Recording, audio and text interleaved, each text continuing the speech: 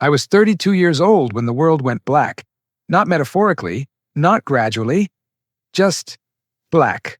One moment I was driving home through the rain-soaked streets of Seattle, thinking about the dinner my fiancé was making, about the design pitch I had to present Monday morning, about all the ordinary things that made up my ordinary, beautiful life. The next moment, there was the scream of tires, the crunch of metal, and then nothing but darkness that would never lift. My name is Ethan Cole, and I'm going to tell you how losing everything I could see taught me to finally see what mattered. They told me in that sterile hospital room that the optic nerve damage was permanent. No surgery, no miracle, no second chance. Just endless night. Within a week, I lost my job at the design firm. Turns out they don't need designers who can't see. 2 months later, my fiancée left.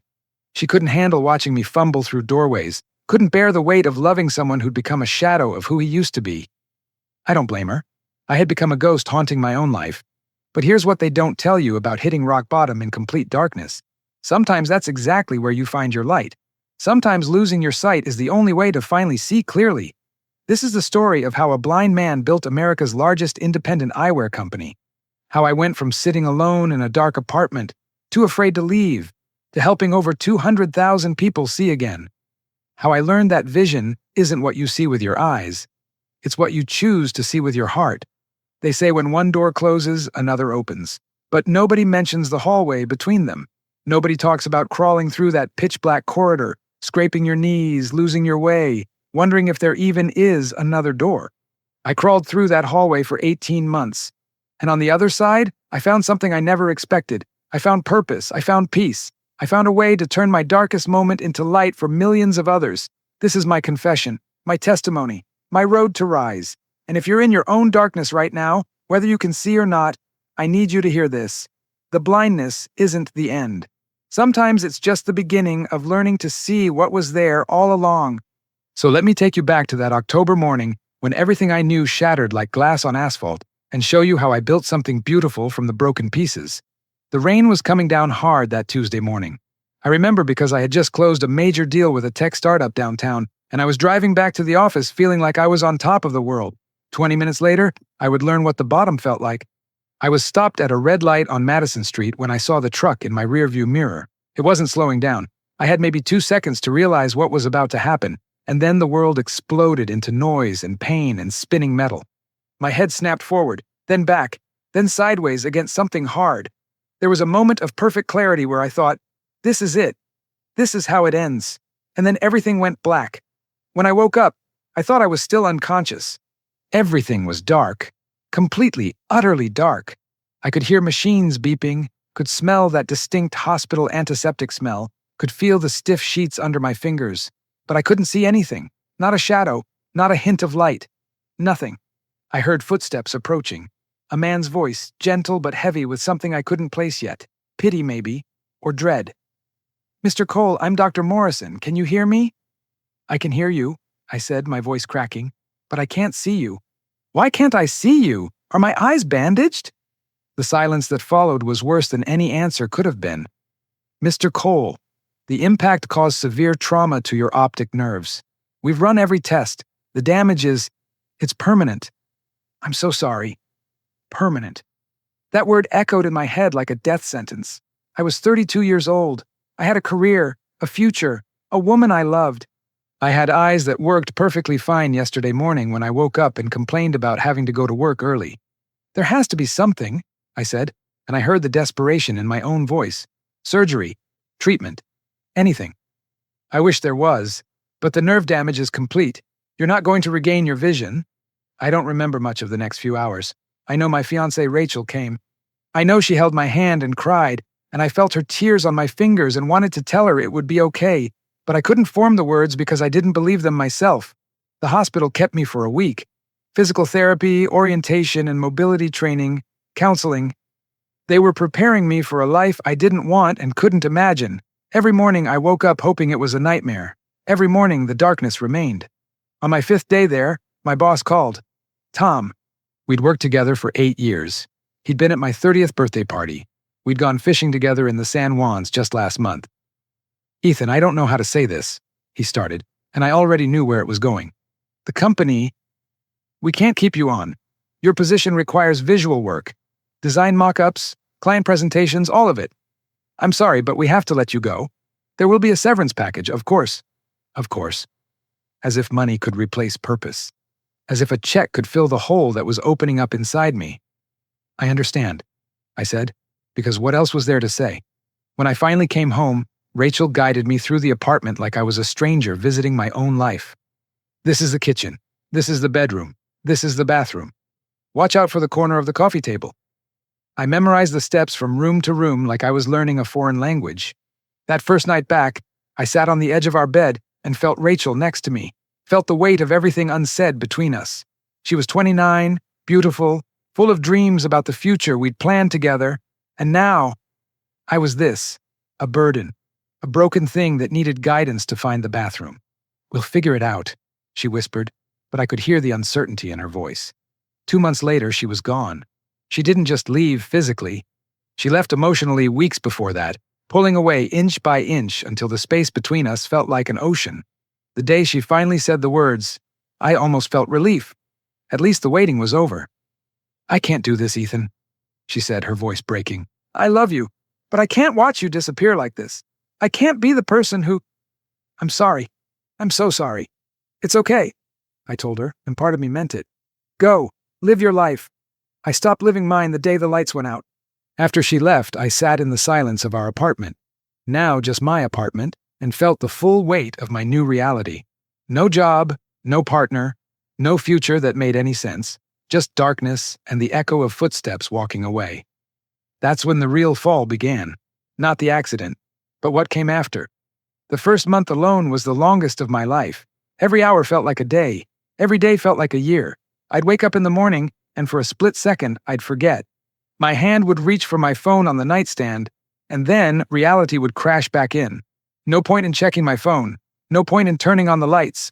No point in opening the curtains to let the Seattle sun in, if it was even sunny. I wouldn't know. My routine became pathetically simple. Feel my way to the kitchen, make coffee by counting scoops and listening to the water pour, sit at the table and let it go cold in my hands because I'd lost track of time again. The clock on the wall kept ticking, but time had stopped meaning anything to me. I could hear life happening outside my window. Cars passing by, people laughing on the sidewalk, the coffee shop across the street opening every morning at 7, the bell above the door chiming as customers came and went. I used to be one of those people. Now I was just a listener, an eavesdropper on a life I no longer belonged to. My savings from the severance were running out. The bills kept coming, but I'd stopped opening mail weeks ago. What was the point? I couldn't read them anyway. I had a stack of envelopes on the kitchen counter that grew taller each day, a paper monument to all the things I was ignoring. My mom called every few days. I stopped answering after the third week. I couldn't handle the worry in her voice, the way she'd ask if I was eating, if I was going outside, if I was okay. No, Mom, I'm not okay. Your son is sitting in the dark, waiting for nothing, because there's nothing left to wait for. Friends tried at first. Mark came by twice with groceries. Jennifer sent texts I had my phone read to me in that robotic voice that made everything sound like a funeral announcement.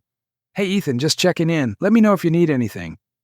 But what I needed, nobody could give me. So eventually, I stopped responding. Eventually, they stopped trying. I understood. I wasn't exactly great company. What do you say to someone who's lost everything? What do you talk about when your entire world has shrunk to the dimensions of a one-bedroom apartment you navigate by touch and memory? The worst part wasn't the darkness. It was the silence. The crushing, suffocating silence of a life that had stopped moving forward.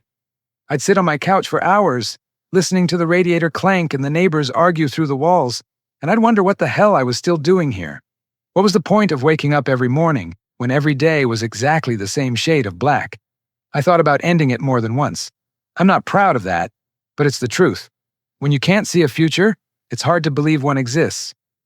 I'd stand by the window, feel the cold glass under my palms, and wonder if anyone would even notice if I was gone.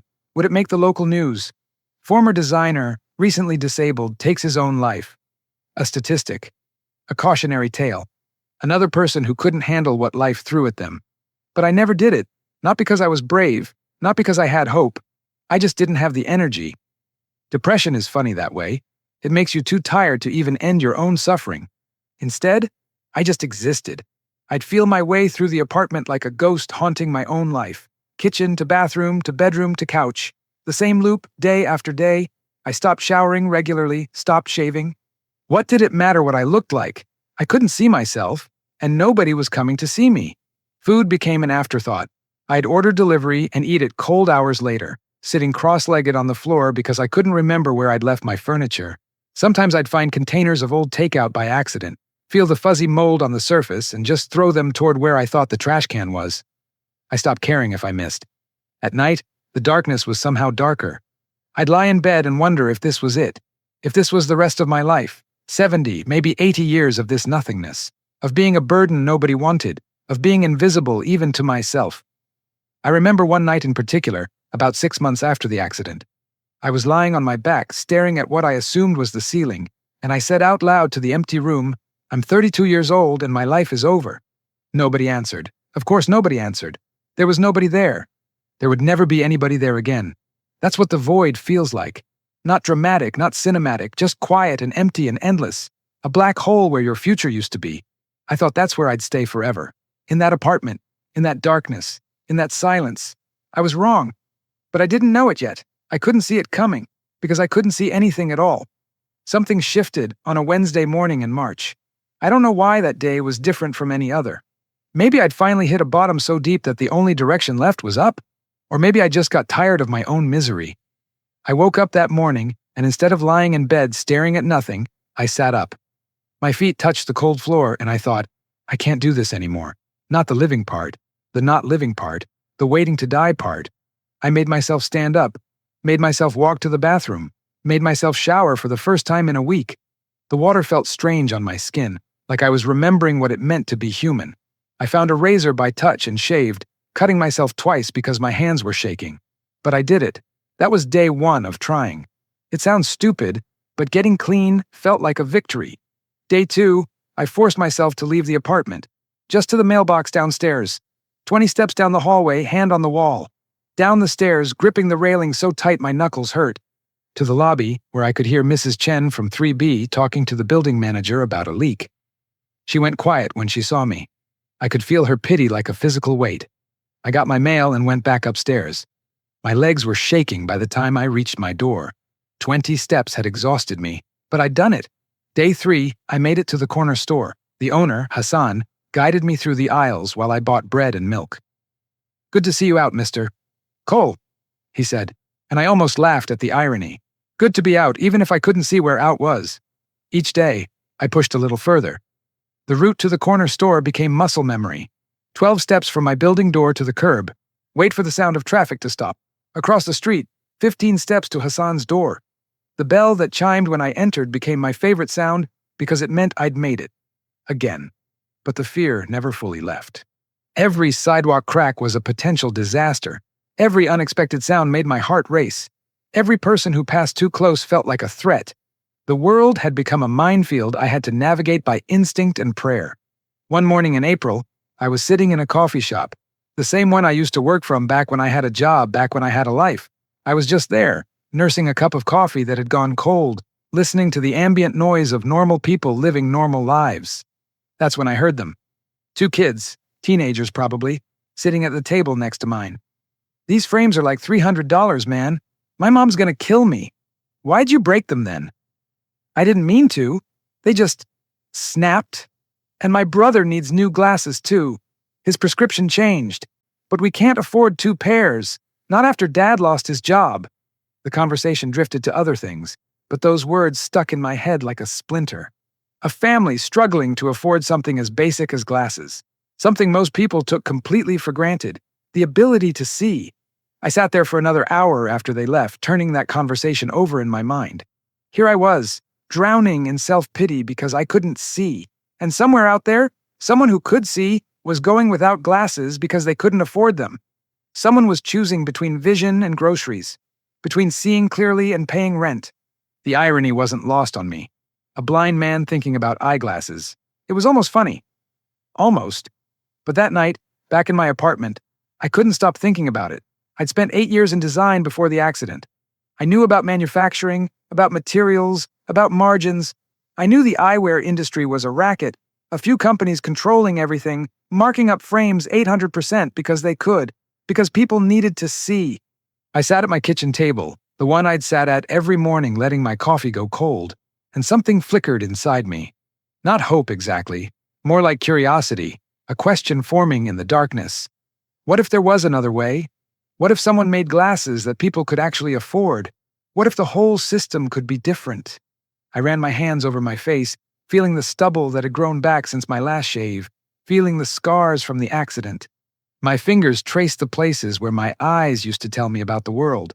Now they were just decoration, just biology that didn't work anymore. "You're insane," I said out loud to the empty apartment. "You're a blind man thinking about starting an eyewear company. That's certifiably insane." But the idea wouldn't leave. It sat in my mind like a seed that had found fertile soil. A blind man selling glasses. It was ridiculous, impossible, probably the stupidest idea I'd ever had. And yet, I grabbed my phone, activated the voice assistant, and said, "Search for courses on social entrepreneurship for people with disabilities." The robotic voice read back results, programs, resources, organizations that helped people like me start over, build something new from the ruins of what was. I listened to every single result, sitting there in my dark kitchen until 3 in the morning. For the first time in 8 months, I wasn't thinking about what I'd lost. I was thinking about what I might build. The Lighthouse Center for the Blind sat on Cherry Street, about 15 blocks from my apartment. I found out about it from one of those search results at 3 in the morning. They offered mobility training, job placement services, and something called a restart program for people trying to rebuild their lives after vision loss. It took me 3 days to work up the courage to go. I stood outside the building that Tuesday morning, feeling the spring sun on my face, listening to the traffic, my hand gripping the door handle. Part of me wanted to turn around and go home, go back to the familiar darkness of my apartment where nobody expected anything from me, or where I didn't have to try. But I pulled the door open and walked inside. "Welcome to Lighthouse," a woman's voice said. Warm, genuine, without that syrupy pity I'd grown to hate. "First time here?" "Yeah," I managed. "I saw online that you have programs for people like me." "People like you," she repeated, and I could hear the smile in her voice. "You mean people who are figuring out how to navigate a world that wasn't designed for them? Yeah, we've got a few of those around here. I'm Linda, by the way." Linda became my lifeline over the next few months. She was in her 50s, had been blind since birth, and had a way of cutting through my self-pity with surgical precision. Our first real conversation, she asked me what I did before the accident. "I was a designer," I said. "Worked for a tech firm, did product mock-ups, client presentations, that kind of thing." "And now? Now I'm nothing." "Bullshit," she said flatly. "You're a designer who can't see. That's not the same as nothing. Your brain still works. Your creativity still works. Your hands still work. So what are you going to do with all that?" I didn't have an answer. Not then. Linda started teaching me how to use adaptive technology.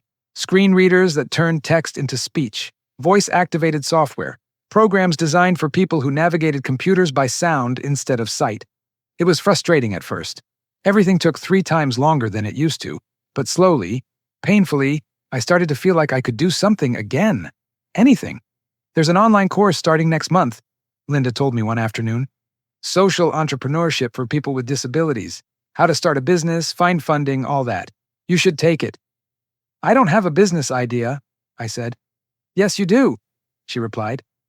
"You've been talking about eyewear pricing for 3 weeks straight. Every time you're here, you bring it up. The markup, the monopolies, how people can't afford basic glasses. That sounds like a business idea to me." "I'm blind, Linda. Who's going to buy glasses from a blind man?" "Who better?" she shot back. "You understand what it means to lose vision. You understand the value of sight in a way people with perfect eyes never will.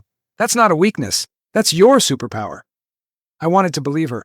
God, I wanted to believe her. But the voice in my head kept saying the same thing over and over. "You're broken. You're useless. You're just going to fail again." Still, I signed up for the course.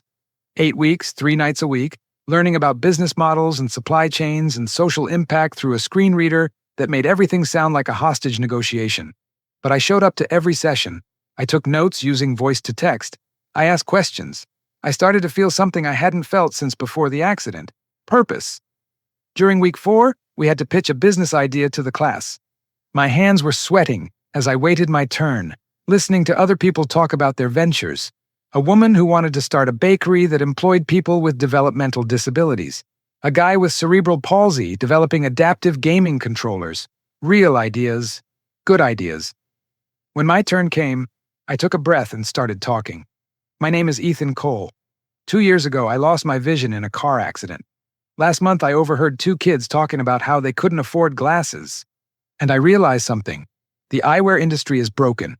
A handful of companies control everything and mark up frames 800%. People are choosing between seeing clearly and paying bills. That's not right. I paused, feeling everyone's attention on me. I want to start a company that makes quality eyewear affordable, not charity, not cheap garbage, real glasses that people can actually afford. And for every pair we sell, we fund eye surgeries for people who can't access care. We give people their sight back. Literally. The silence after I finished felt eternal. Then Linda started clapping. Then others joined in. After class, Linda found me in the hallway. You've got something there, Ethan, something real, but you know it's going to be hell, right? Starting a business is hard for anyone. Starting one without being able to see? That's going to be harder than anything you've ever done. Harder than losing everything I cared about? I asked. Maybe. Probably. But here's the difference. This time, you get to choose. You're not a victim anymore. You're a builder. So the question is, are you ready to build? I stood there in that hallway, listening to the sounds of people packing up, doors closing, life moving forward, and I felt something I hadn't felt in 2 years. Hope. Yeah, I said quietly. I think I am. That night, I couldn't sleep. I lay in bed staring at the ceiling I couldn't see, my mind racing with possibilities and doubts in equal measure. Every time I got close to drifting off, another thought would jolt me awake. Supply chains, manufacturing costs. How do you design eyewear when you can't see the designs? How do you run a business when you can't read a spreadsheet? Around 3 in the morning, I gave up on sleep entirely. I made my way to the bathroom, felt for the light switch out of habit, a meaningless gesture I still couldn't break, and stood in front of the mirror. I couldn't see my reflection. Hadn't seen my own face in 2 years, but I knew it was there. I reached up and touched the glass, felt the cool surface under my fingertips, and for the first time since the accident, I really looked at myself. Not with my eyes, with something deeper. Who was I now? Not the designer I used to be. Not the man with the perfect life and the bright future. That person died in a hospital room 2 years ago when they told me the darkness was permanent, but someone else had been born in that darkness. Someone harder. Someone who'd survived 18 months of hell and come out the other side still breathing. If you're going to do this, I said to my reflection, you need to mean it. No half measures, no backup plan. You jump or you don't. But you don't get to stand on the edge forever. My voice sounded strange in the small bathroom, stronger than I expected, like it belonged to someone who'd made a decision. I walked back to my bedroom, found my phone on the nightstand, and activated the voice assistant. Call Mom. It rang 4 times. I almost hung up. It was 3 in the morning. But then I heard her voice, thick with sleep and immediate worry. Ethan, baby, what's wrong? Are you okay? I'm okay, Mom. I'm sorry for calling so late. And I'm sorry for not answering your calls these past few months. I wasn't in a good place. I know, sweetheart. I know. Her voice cracked. Are you safe? Do you need me to come there? No. I mean, yes, I'm safe. And no, you don't need to come. I'm calling because I need to tell you something. I need to say it out loud to someone who matters before I lose my nerve. I heard her shift, could picture her sitting up in bed, giving me her full attention the way she always had when I was a kid and needed to talk. I'm listening. I'm going to start a business, an eyewear company. I know it sounds crazy. I know it's probably going to fail. But I have to try, Mom. I have to do something with this anger and this pain and this stupid second chance I've been given. I can't just sit in my apartment waiting to die anymore. The silence on the other end stretched so long I thought the call had dropped. Mom? I'm here.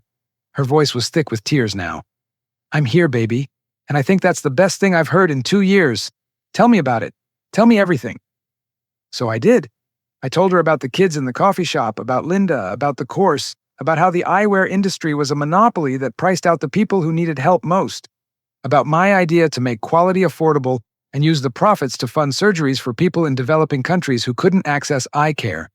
It's called Second Sight, I said, because everyone deserves a second chance to see, and because I'm getting a second chance at life, even if it looks different than I thought it would. Mom was quiet again. But this time I could hear her smile through the phone. "Your father would be so proud," she said softly. "Dad had died when I was 19. Heart attack. Gone before any of us saw it coming. He always said you had a gift for seeing what other people missed. Turns out he was more right than he knew." We talked for another hour. She asked practical questions I didn't have answers to yet. Where would I manufacture? How would I fund it? Who would handle the visual design work? I admitted I didn't know. I was terrified. I was probably insane for even considering this. "But here's what I do know," I said. "I know what it feels like to lose everything. I know what it means when someone can't afford something as basic as glasses. I know there has to be a better way, and I know that if I don't try this, I'm going to spend the rest of my life wondering what if." "Then you have to try," Mom said simply. "You jump, and whatever happens, I'm here to catch you if you fall." After we hung up, I sat on the edge of my bed as the sun started to rise. I couldn't see the light creeping through my window, but I felt the temperature change, heard the city waking up outside. A new day, a new beginning. I thought about all the mornings I'd woken up wishing I hadn't, all the days I'd wasted sitting in the dark feeling sorry for myself, all the time I'd spent mourning a life that was gone instead of building a new one. "No more," I said out loud. I stood up, squared my shoulders, and made my way to the kitchen. I had work to do, calls to make, a business plan to write, a future to build from scratch. I was blind. I was broke. I was starting from zero, but for the first time in 2 years, I could see exactly where I was going. The first 6 months were hell. Not the sitting in darkness waiting to die kind of hell I'd lived through before. This was different. This was the hell of trying to build something real when the entire world seemed designed to stop you. I started with research. Hours and hours of listening to articles about the eyewear industry through my screen reader, I learned that 4 companies controlled over 90% of the market, that the average markup on frames was 800%, that millions of people worldwide needed glasses but couldn't access them because of cost or infrastructure. Every fact I learned made me angrier, and I learned to channel that anger into fuel. Linda introduced me to Marcus, a product designer who'd worked in eyewear for 15 years before burning out on corporate life. When I explained my idea over coffee, he was quiet for a long time. "You know this is insane, right?" he finally said. "I've been told." "Good. Just wanted to make sure you knew what you were getting into." He paused. "I'm in. I'll handle the visual design work, but you're going to have to trust me completely." "Can you do that?" "Trust someone else to see for me. To be my eyes in the most literal way possible." It went against every instinct I'd developed since the accident, but I didn't have a choice. "Yeah," I said, "I can do that."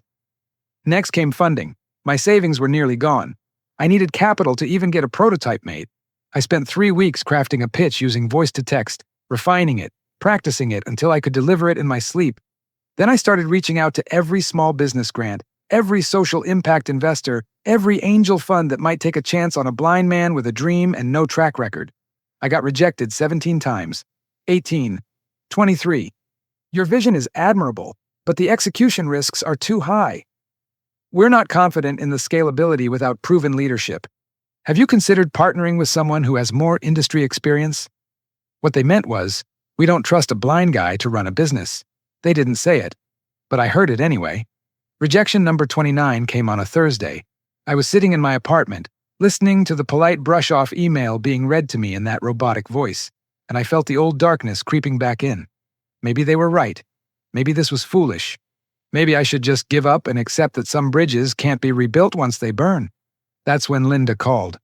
"There's someone I want you to meet," she said. "Sarah Chen. She runs a venture fund focused on accessibility and social impact. She's blind too. Lost her sight to diabetes in her 20s. I told her about Second Sight. She wants to talk." The meeting was set for the following Monday. I practiced my pitch obsessively over the weekend, fine-tuning every word, every pause, every response to the questions I anticipated. Marcus came over Sunday night to run through it one more time. "You got this," he said. "Just remember, you're not asking for charity. You're offering an opportunity. This is a good business model. It's profitable, it's scalable, and it does good in the world. That's rare." Monday morning, I took a car to Sarah's office downtown. My hands were shaking the entire ride. This felt different than the other pitches. This felt like it mattered. Sarah's voice was direct, no nonsense. She asked hard questions. Why eyewear? Why now? What made me think I could compete with established players? How would I handle manufacturing, distribution, customer service? I answered every question as honestly as I could. And then I told her about the kids in the coffee shop, about realizing that sight was a privilege millions couldn't afford, about wanting to build something that mattered, not just something that made money. I lost my vision 2 years ago, I said. It destroyed me. Completely. I spent 18 months in the darkest place I've ever been, but somewhere in that darkness I found clarity. I found purpose, and I realized that my blindness doesn't have to be the end of my story. It can be the beginning of something bigger than myself. Sarah was quiet for a long moment. I'm going to give you $200,000, she finally said. Seed funding. Enough to develop prototypes, set up manufacturing, build a basic website, but I want equity, 20%. And I want quarterly reports. I want full transparency. Can you deliver that? My throat felt tight. Yes, absolutely yes. Good. Because I don't invest in charity cases, Ethan. I invest in winners, and I think you might be one. Don't make me regret this. I left that office feeling 10 feet tall. I called Marcus immediately, then Linda, then my mom. We had funding. We had a team. We had a real shot at making this work. The next 4 months were a blur. Marcus and I worked 12-hour days designing frames that were simple, durable, and affordable. We found a manufacturer in Pennsylvania willing to work with us on small initial runs. We built a website that was fully accessible for blind users, because if I couldn't navigate it, how could I ask my customers to? We called every frame style by touch descriptive names: the classic, the bold, the delicate. I could feel each one, understand its weight and shape and character. Marcus would describe the colors, and I'd imagine them, building a visual language that existed only in my mind. Our tagline came to me one night, while working late. See beyond yourself. Every pair came with that phrase engraved on the inner temple. A reminder that vision wasn't just about what your eyes could see. It was about what your heart chose to look at. We launched Second Sight on a Tuesday in September, exactly 3 years after my accident. The website went live at midnight. I sat at my desk, listening to the screen reader confirm that everything was operational, and I felt a strange mixture of terror and excitement. Here we go, Marcus said beside me. He'd stayed up to watch the launch, though I couldn't see his face. I could hear the tension in his voice. 3 months of work. Everything we had was riding on this moment. Our goal for the first month was modest. Sell 50 pairs. Prove the concept. Show that people would buy quality eyewear from a company built on accessibility and social impact. By morning, we'd sold 200 pairs. By the end of the week, we'd sold over 1,000. The orders came with messages. Notes from customers that Marcus read to me while I sat at my kitchen table, stunned into silence. My daughter needs glasses, but we're on a fixed income. Thank you for making this affordable. I love that you're funding surgeries. My grandfather lost his sight to cataracts he couldn't afford to treat. This matters. A blind man running an eyewear company? That's the most beautiful irony I've ever heard. Count me in. We were overwhelmed immediately. The small Pennsylvania manufacturer couldn't keep up with demand. Our website crashed twice from traffic. Customer service emails piled up faster than we could answer them. It was chaos.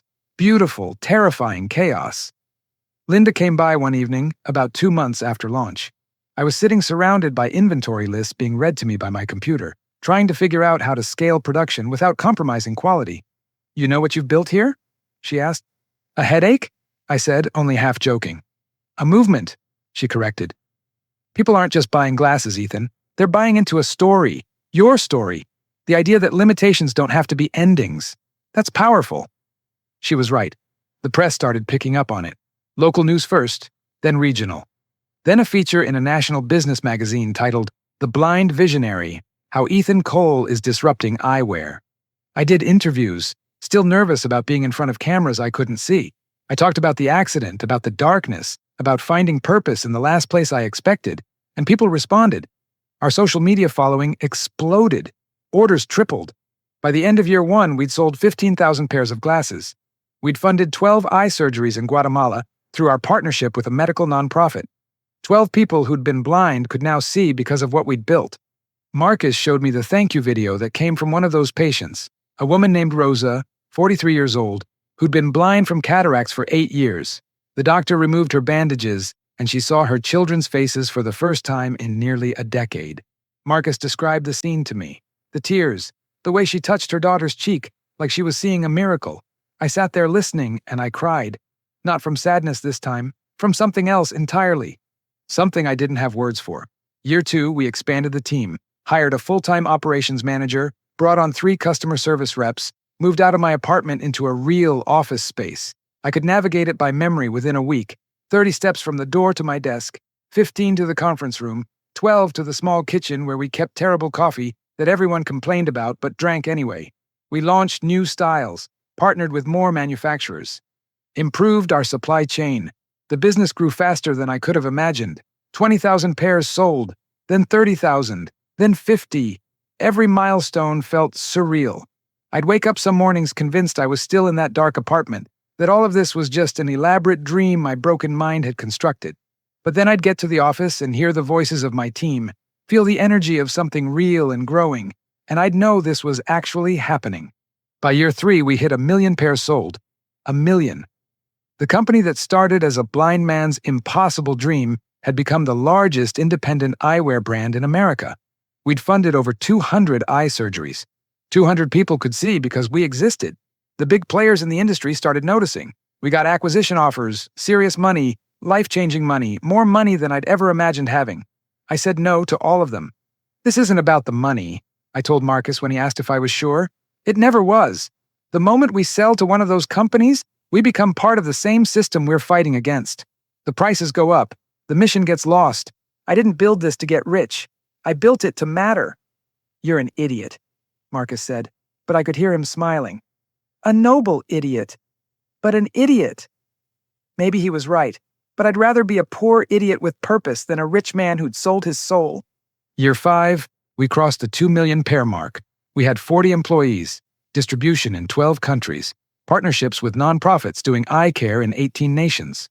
Every quarter, I got reports on the surgeries we'd funded, the lives we'd changed, the sight we'd restored.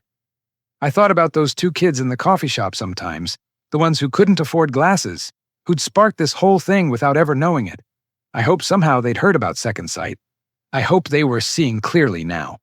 The company that shouldn't have existed had become something bigger than I ever dreamed, and I'd built it without seeing a single thing. Turned out, I didn't need to. 5 years after launching Second Sight, I got a call that changed everything one more time. It was a Thursday afternoon. I was in my office going through production reports when my assistant knocked on the door. "Ethan, there's someone here to see you. She says it's personal." Her name is Rosa Martinez. The name didn't register at first. Then it hit me. Rosa, the woman from Guatemala, one of the first people whose surgery we'd funded. "Send her in," I said, standing up from my desk. I heard footsteps, then a voice thick with emotion. "Mr. Cole? I'm Rosa. I had to come thank you in person."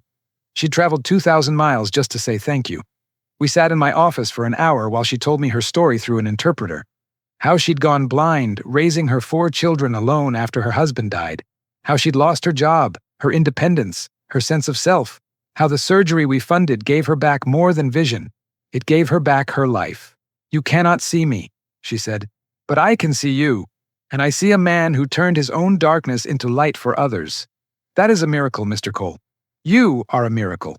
After she left, I sat in my office for a long time, feeling the weight of what she'd said. A miracle. I'd never thought of myself that way. I was just a guy who got knocked down and decided to get back up, who found purpose in the wreckage. But maybe that's what miracles are. Not magic, just ordinary people choosing to do something extraordinary with their pain. That evening, I did something I hadn't done in years. I took a walk alone through downtown Seattle. No assistant, no guide, just me and my cane and the city I'd relearned one step at a time. I passed the coffee shop where I'd heard those kids talking about glasses. It was still there, the same bell chiming above the door. I kept walking, counting steps, feeling the texture of the sidewalk change under my feet, listening to the symphony of urban life around me. I ended up at the waterfront, standing where the street met the pier. I could smell the salt water, hear the gulls crying overhead, feel the wind coming off Elliott Bay. This was the view I used to see from my old apartment, back when I had everything and appreciated nothing. "Hey!" The voice startled me. A kid, teenage probably, standing nearby. "You're that guy, right? The Second Sight guy? I saw you on TV." "Yeah," I said. "That's me." "That's so cool, man. My mom bought your glasses last year. She says they're the best she's ever had, and she tells everyone about the surgery thing, how you help people see." Your mom sounds like a smart woman. She is. He paused. Can I ask you something? Does it ever get easier, being blind?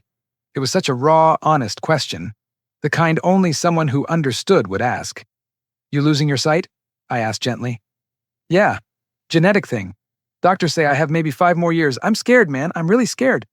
I turned toward where his voice was coming from. What's your name? Tyler. Tyler, I'm going to tell you the truth. No, it doesn't get easier. Not really. You're always going to miss seeing things, faces, sunsets, the way light moves. That loss doesn't go away. I heard him take a shaky breath. But here's what else is true, I continued. You learn to see different things most people miss because they're too distracted by what's right in front of them. You see people's intentions. You see beauty in sounds and textures and moments. You see what matters because you can't waste energy on what doesn't. How do you do it? He asked quietly. How do you keep going when everything goes dark? You find a light, I said. Not out there, in here. I tapped my chest. You find something that matters more than your fear, more than your loss, and you hold on to it like your life depends on it. Because sometimes it does. We talked for another 20 minutes. I gave him my card, told him to call if he ever needed to talk to someone who understood. When he left, he thanked me 3 times. I stood there alone again, listening to the water lap against the pier, and I thought about how far I'd come. From that hospital bed where they told me I'd never see again. From the dark apartment where I'd wanted to die. From the man who thought his life was over. That man was gone. In his place was someone different, someone stronger, someone who'd learned that vision isn't about what you can see, it's about what you choose to look for.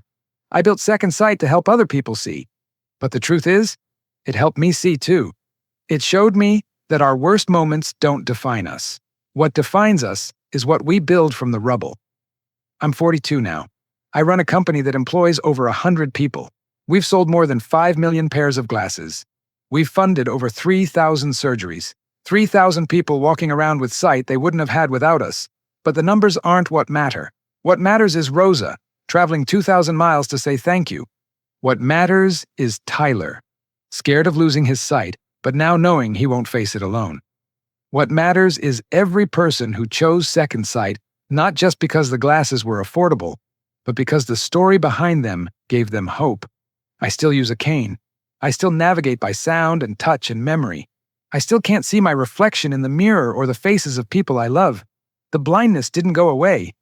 It never will. But I'm not lost in the darkness anymore. I became the light. And if a blind man can do that, if I can take the worst thing that ever happened to me and turn it into something beautiful, then anyone can. That's the real vision. That's what Second Sight was always about. Not helping people see with their eyes, helping them see what's possible when they refuse to give up, even when the whole world goes black.